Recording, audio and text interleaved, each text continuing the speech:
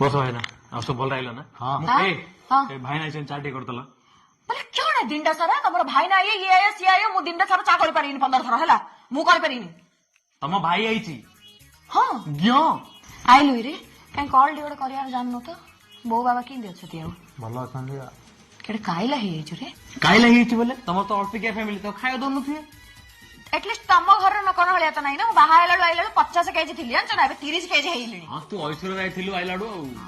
मो बोपाइन खायो न देगी रखिला मते आउ जा गोड़ा हाथ धोई गिरे हो पनीर टे कर दो खाओ हां दे आ भाई पनीर खाइबो तम गाड़ी के पनीर खाइतिला